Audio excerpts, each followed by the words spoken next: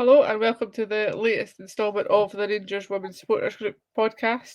We are back this week after having to not be here last week due to Karen and I being ill. And Alan didn't fancy doing solo, so we left it to the rabble to bring you all the latest news. So we'll just dive straight into today's game. We're at Ibrox to play Glasgow City. And it went about as well as we would expect. The team was Fife, Austin, Pegram, Hill, Docherty, McCleary, Croft, Shinji, Macaulay, Arnott and Wilkinson.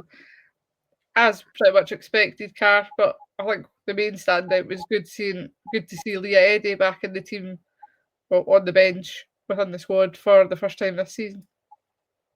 Yeah, I mean, that's probably the best team we probably could have put out at the start of the game or any point in the game with who we've got currently available, and obviously brought new players in but maybe aren't quite up to speed and what have you. But yeah, it's nice to see Leah back. I didn't think she'd come on and play, to be honest. I think it was more just she's close enough but is filling a spot on the bench just in case. And also Megan Cunningham randomly on the bench too, just to throw another body on there, I guess. But yeah, pretty much as we expected, and hopefully everyone else is back next week for fill the bench. The bench is looking a bit healthier, I guess, compared to previous weeks. And obviously we will have more players coming back. Obviously there's like the absence of Camille Lafay, Brogan Hay, Raf still out injured, so quite a few bodies still to come in, but good to see we're starting to get bodies back into kind of bolster the squad. Yeah, very, very welcome. I think we've all been concerned at lack of depth available at the start of the season. You know, we've lost so many players, having more out on top of that injured, and going a wee bit gung-ho, and the amount of players we've loaned out as well, you know, has left us very light. Even so, we've still struggled to see a settled team. You know, lots of changes each week, and only 2 or 3 players now, I think, started all games so far this season. So still going to get any real momentum that you see. And I think the biggest surprise in the team was probably May Croft coming back for international duty and straight into the starting lineup. Yeah, she's doing really well for us. Car, first half was few and far between chances wise. We did have the better of the chances, but it was one of those, as we've seen so many times with Glasgow City, us both trying to feel out who's going to kind of take advantage of any mistakes more than who's going to go and take the lead. Yeah, I mean, it was a dire half of football. Let's not beat around the bush. That was genuinely, for the top 2 teams at the time, that was an absolutely dire half of football. But we did create chances, and we were trying to get Mia onto the ball on the wing, but we're just over-hitting every ball to her and then having to apologise. And Ailey managed to get on the end of one of them, but then there was nobody, much to Alan's annoyance, at the back post to deal with it. And we were trying stuff, but it just wasn't happening. And then at one point, Nick, a running fly kick of a ball that nearly went in and would have been fantastic if it did. So we did create chances, and we were playing better for the most part, but City weren't great and we weren't great either, and it was just rubbish first half of football. Yeah, Alan, we did come close a couple of times, like as Carsey's, we were all thinking Nick was finally going to get on the score sheet.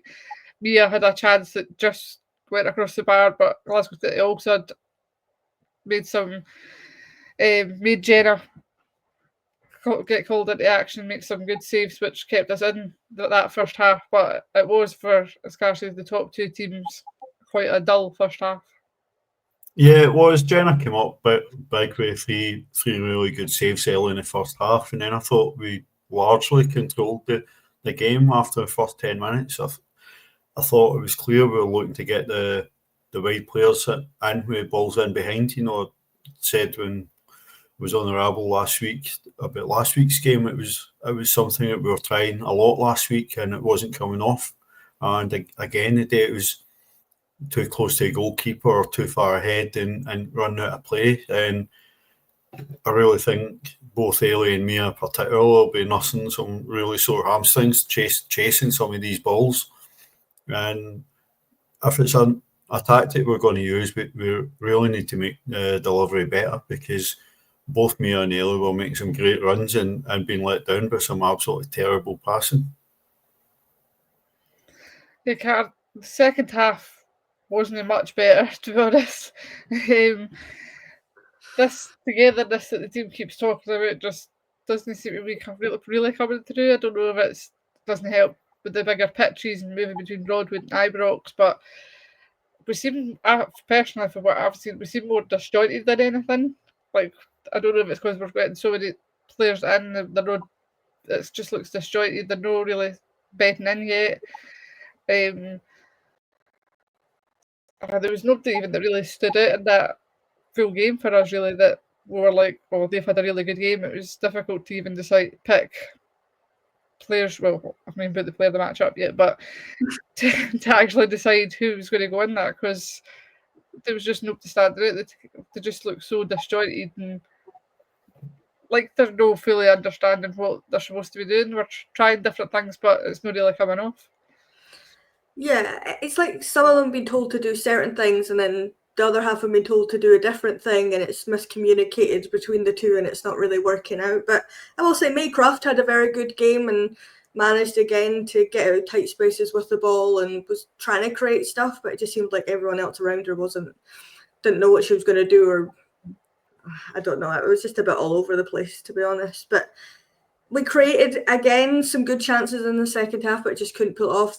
Lee Gibson made a couple of good saves to deny Wilco from a kind of half volley type thing that should have probably gone in. But there was no real conviction behind a lot of it. It was kind of just half chances, and we were creating things just because City were kind of poor. It wasn't really us at our best creating a lot of things because we were playing good football, which is frustrating more than anything. And then we make stupid fouls and mistakes and it ends up costing us. Yeah, we did see one of our new signings come on, which we're struggling to figure out how to actually say her name, Sabayo. Ailey went off, usually as usual, substitutes around the kind of 60 minutes, but she came on. So good to see, obviously, a new player in the team, because we're obviously needing more bodies in. Yeah, listen, always good to get a look at a new player for the first time. I think it wasn't a surprise that we took Ailey off. She was on a booting, and we picked up on a couple of yellow cards. It's something I think we picked up a lot more than we had anywhere near the first half of last season. So it was a good move to protect Ailey. Jodie's more than capable of filling in at fullback, and it was a good chance for us to get a first look at Quinty, and she's showed some tidy touches, but clearly needing to settle into the team and coming into a game where the tempo was down, and we never really had a great deal of possession in the midfield. I thought it's probably the most solid we've looked in midfield all season. Glasgow City weren't running through the middle, obviously, like most teams have. So there was improvements there, but I think it's a difficult position for Quinty to come on in that game. Yeah, Laura Berry, who we thought was going to be the saviour of the day. You hoped she was anyway, because you had her as first goal scorer. Bold when she comes on at 80 minutes, but you never know. But she did come on, as she always does, kind of started to kind of terrorise again. But it's just she's coming on too late in games to actually be able to do anything, really. She's not getting the minutes you would be expecting her to get when she's been out on loan, sticking around, but she's expected to come on and save the day with only 10 minutes to go. Yeah, I mean, to be honest, all the subs were made far too late. I don't really know what Leanne was watching, that she thought this is fine, they'll figure it out. I don't really know if she just thought we don't have enough subs, so it's not worth making them. I don't know, but they really should have happened earlier. We could have gone to a back three if she really needed to take Ailey off to protect her, as Alan says. Could have gone to a back three, kept Jodie in the midfield, and then brought Laura on beside Wilco, and then that potentially could have created chances for her, giving us more of a shot instead of it being 80 minutes and then really not getting much of a chance to do that. But it's still a learning curve for Leanne. She still needs to figure that out. She's the first time being a proper manager. I don't know. was assistant full-time manager, you know what I mean? So she needs to figure that stuff out herself, and I guess having more bodies in will help with that. But yeah, she needs to make subs much quicker, especially for drawing a game 0-0 we really need to win, or losing when it came down to it at the end. Yeah, coming on to that, we did go behind 85 minutes, just not possible that we've not came back. We've came back for that kind of scoreline before, but we could have played another 30, 40 minutes and we weren't really going to score today, I don't think. And obviously, another game that we've lost to Glasgow City at home.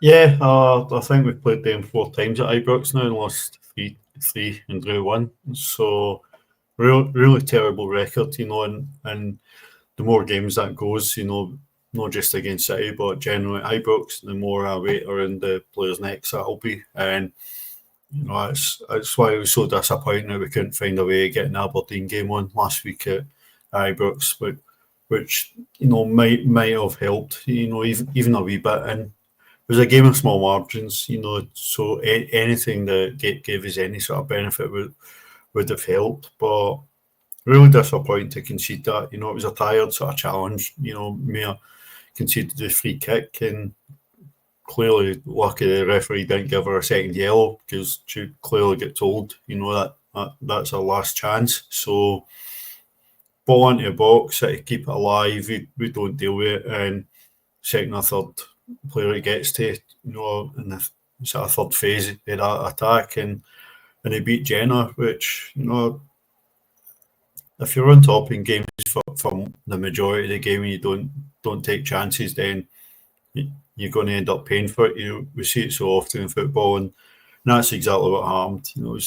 City had chances through the game, but I think that they were very patient and very content just to wait, and knowing they would get chances, and obviously confident that in players like Nicole Krasova, that they've got players that will take their chances. Yeah, kind of disappointing. We don't take our chances though in another game at Ibrox that we've lost against one of the bigger teams, and it just keeps putting pressure on ourselves when we're going to these games. And I think even the crowd didn't seem that great either. I think it's because our record is so poor there that people are like, well, we're probably not going to be that great or win there or whatever. So it's also meaning that we're not pulling crowds in that the team really deserve. No, and that's what made me laugh in Jenna's interview after the game when, is it Lewis? I don't know his name. He said about the fans and the backing today, and I'm thinking that's pure lip service, because there was so few people there, not much of an atmosphere, if any, and everybody just looked like they didn't want to be there because it was such a bad game. So that annoys me. Just don't mention it rather than trying to bring it up and make a point about it. I get what they're trying to do and trying to get more people to come along, but it doesn't work. But potentially that, or the clash with the men's team. It's not ideal having the men playing at 3:00. We kick off at 4:00. Could have been yesterday, could have been Friday night. We could have moved it, but I think we'll just constantly be talking about that till the end of time, that we can't figure out a way to make it so it's better. But yeah, I don't know when we won one of these games. I don't know what it needs to take for us to be able to do that, if it is just a mental thing.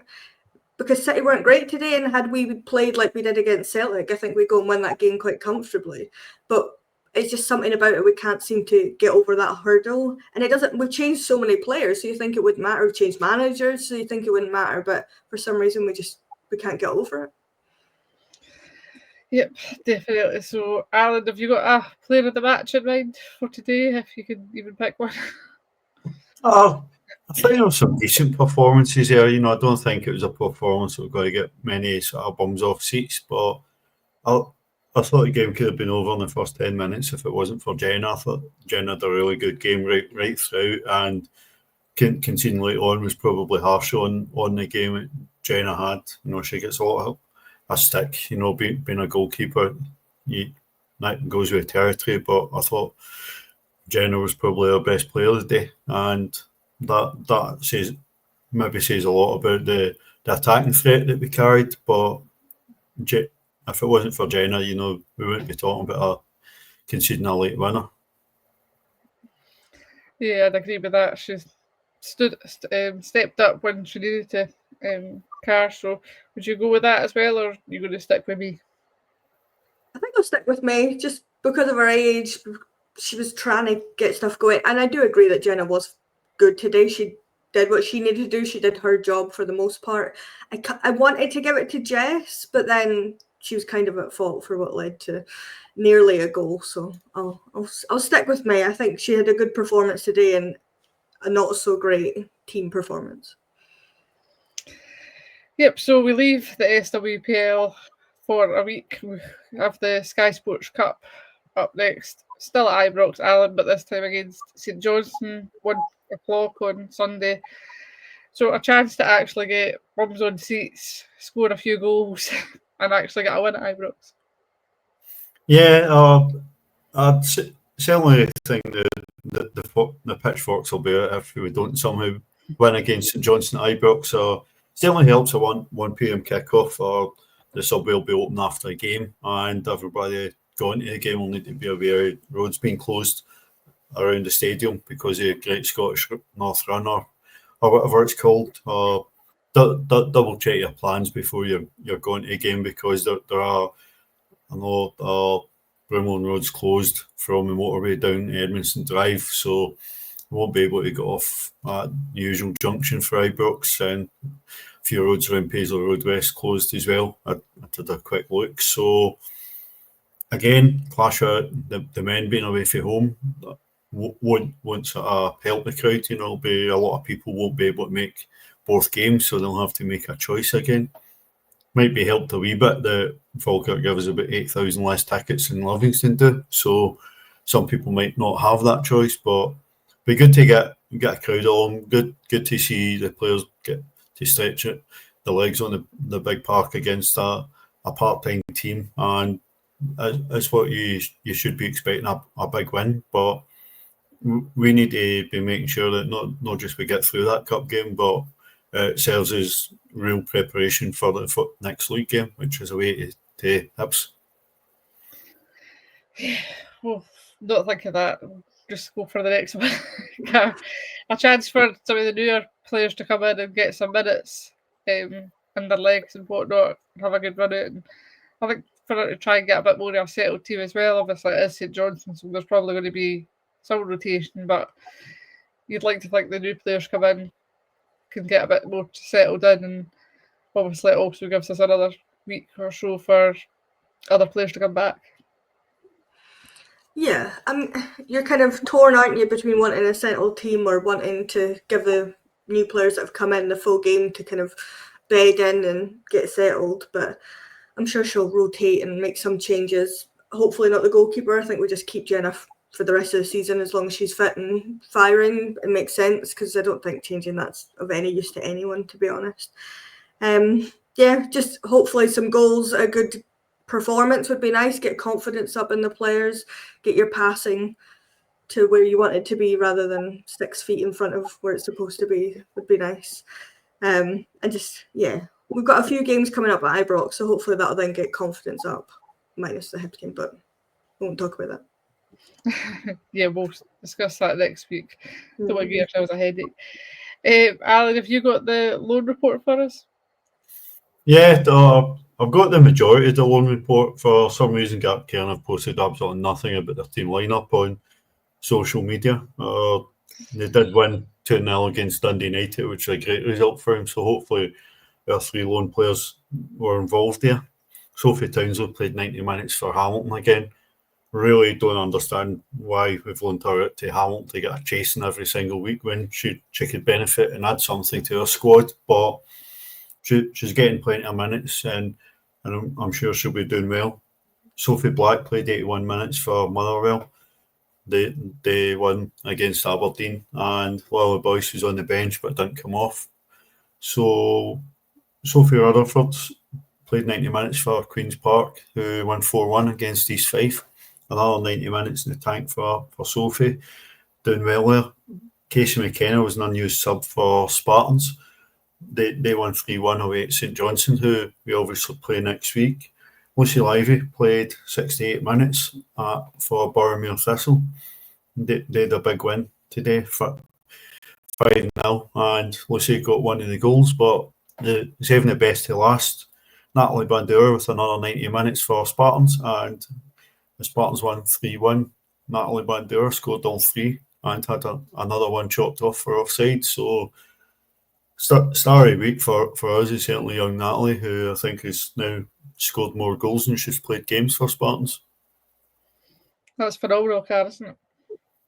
I mean, she's flourishing, isn't she? She's kind of flown under the radar a little bit with players that have been around her that have, you know, come through at the same time, but she's just absolutely flourishing. And it's great to see, you know, it's annoying when they don't get minutes, but the fact that she's playing so much and scoring almost every game that she's playing in, and then obviously going away with Poland, she's just really coming into herself, which is fantastic for us if we get to keep her at the end of that. But yeah, she really is just coming into it, isn't she? She's doing really well. Yeah, hopefully she has one to keep, because if she keeps going the way she's going, other teams are going to want her. So well done to all the girls, and obviously good to see them all getting minutes and goals and whatnot, and hopefully it benefits us in the long run. Have you had a chance to look at the score predictor, Alan? Not quite finished it, or I'm about partway through, so just need to start totaling up everybody's points. There are a few people who got the correct first goal score in their game, sadly, but we'll move on from that. I'll post it tonight in the group, so you want to see how we get on. And if Laura could beat Tracy this week, you'll be able to find out tonight. And we already looked at the scores. I think it's quite close, to be fair. So if she did get first goal scorer, so she'll be glad you've brought that up. Car's face. I know, honestly. Shocking behaviour, predicting someone else from a different team to score for. I mean, she was right, so she's justified in that, but it's horrendous. You should never do that. I think she'd still have rather had the 2-1 win to us and the goal scorer. I'm saying, but can't help it, Ollie. We'll leave it there for now, and we will hopefully see you next week at the game at Ibrox, and hopefully a big win, and hopefully we're all happier because we're all miserable because Rangers are rubbish. As always, thanks, Kat and Alan. Thanks, guys. Thanks to you both. We'll speak to you again soon.